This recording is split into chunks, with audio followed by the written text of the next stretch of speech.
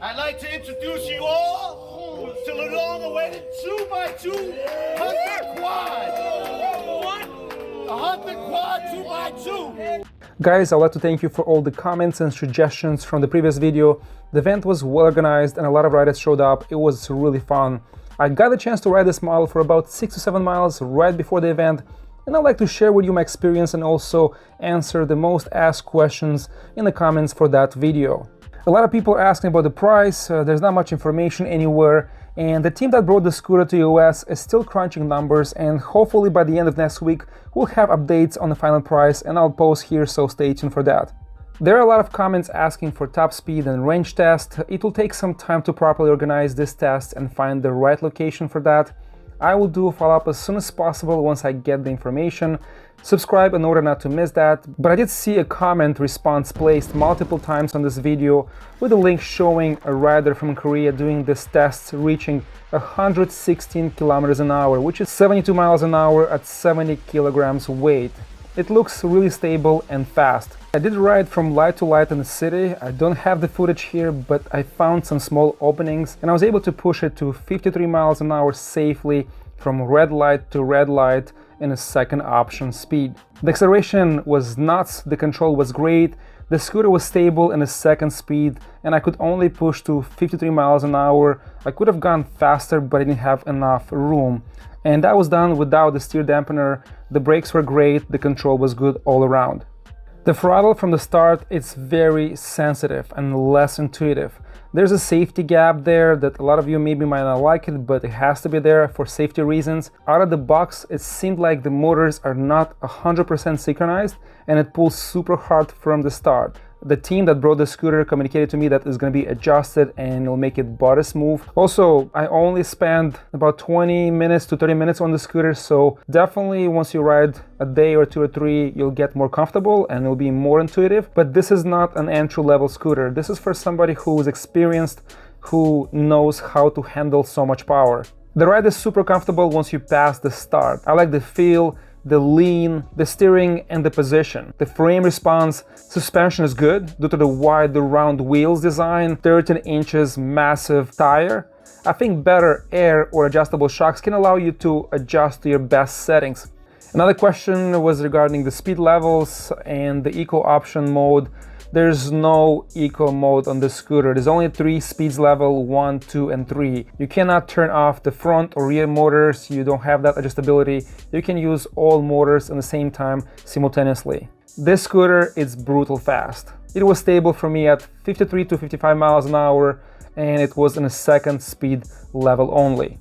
Range. It will depend on the rider weight and terrain, weather conditions, and riding style. But on average, if you go between 30 to 40 miles an hour, you should get somewhere between 70 to 80 miles. If you don't have lights to stop often, you'll definitely get more range. I liked in the quad stability, power output, and design. It is not perfect. I think as upgrades, a lot can be done here. First, I'll change the throttle. This model deserves a nice big screen, good Magura or Hope brakes, and some cool air shocks. Then it will be perfect to me. The acceleration, it's exuberant.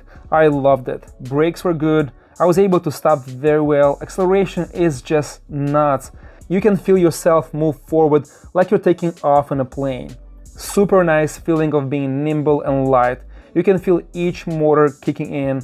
Very easy to slow down or pass cars. It was comfortable switching lanes, and it will do great passing or getting away from traffic.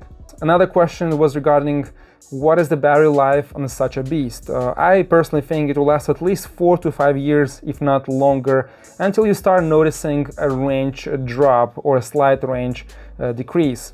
This scooter, it is an absolute missile. It is not a scooter for beginners. If you're looking for the next level of fun riding, this is the rig to own. It is customizable. You can make it the way you like it. Options to update this model, it's unlimited. There's so many accessories, so many things you can do. And this is for somebody who has experience, who can handle all this power. Another question that I've seen asked several times was regarding the finish and the colors or the paint. It only comes in this finish, but I think if you have this kind of money, you can spend easily getting this model taken apart and custom painted or powder coated, that should not be a problem. There are a couple of comments and also questions regarding the hanging wires.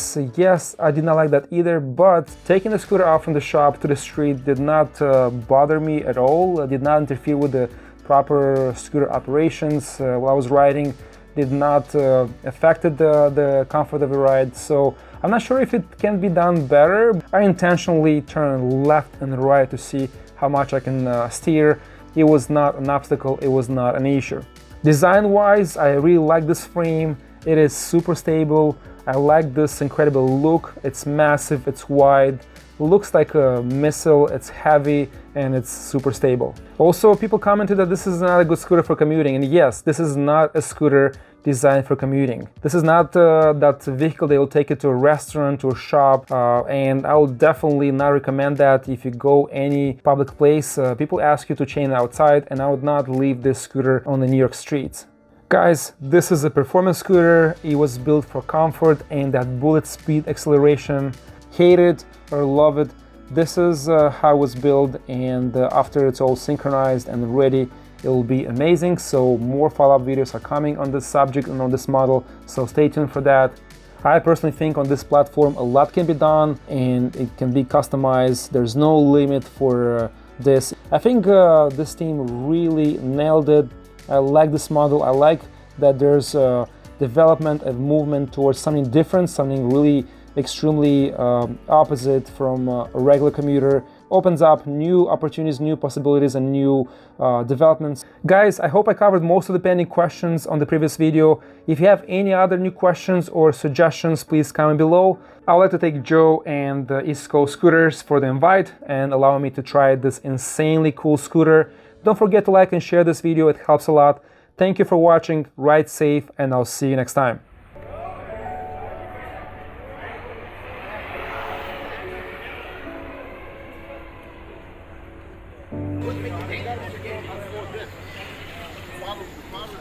But here, you got the order one. There we go. You see, you need a foot rest in the back so you can. Oh my God.